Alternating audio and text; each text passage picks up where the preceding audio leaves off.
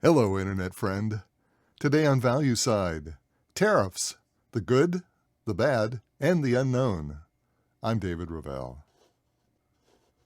Well, on April 2nd, 2025, from the White House Rose Garden, President Donald Trump announced the third era of American tariffs.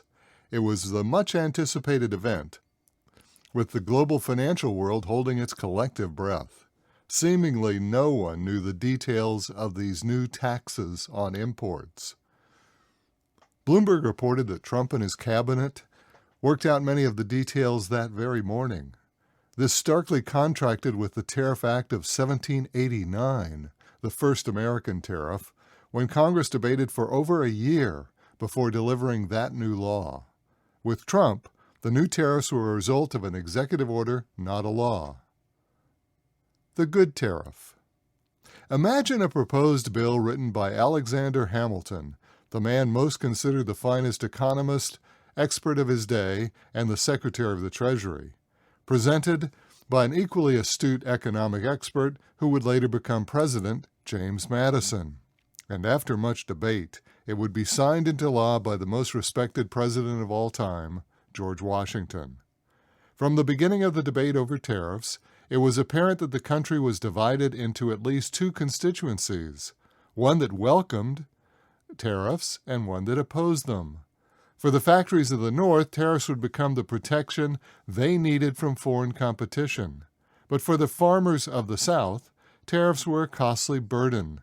For years, the southern states relied on offsetting international trade. For instance, South Carolina sold agricultural goods, chiefly tobacco, to Europe, which provided finished goods to South Carolina. It took months to negotiate the necessary compromises. However, all the states reached a final agreement, and George Washington signed the Tariff Act on July 6, 1789. The act had three objectives. First, protect infant American industry from foreign competition. Second, provide the funds needed to operate the new federal government. And thirdly, pay off the country's war debt. Objectives that still apply to our country 236 years later. Remarkably, it all worked, creating the financial foundation of the infant nation.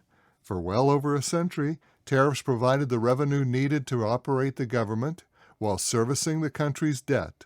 As a bonus, they provided the protective barrier that allowed for the development of American factories. The bad. That all changed in the fateful year of 1913. Anyone who has followed the debate over Trump's tariffs will hear this discussion sounds eerily similar. The Democrats under President Woodrow Wilson argued that the existing tariffs placed an unfair burden on American consumers who would pay higher prices on imported goods, essentially the same argument we hear today. Instead, Wilson proposed an income tax on the rich. After months of debate and referendums in each of the states, the 16th Amendment to the U.S. Constitution was passed. This amendment introduced the country to a new taxation, taxes on income. Indeed, initially the income tax applied to merely the top 3% of income earners. As you know, the income tax now applies to almost everyone in the U.S. It also marked a sea change in the financing of the federal government. Up until 1913, tariffs represented most of the government's income. After 1913, the income tax would now become its chief revenue source. So with that background, you can readily see why the second great push for tariffs was considered a failure. 17 years after the country had turned away from tariffs, the Dust Bowl began. The Dust Bowl resulted from a tremendous drought in the rich farmlands of the Midwest.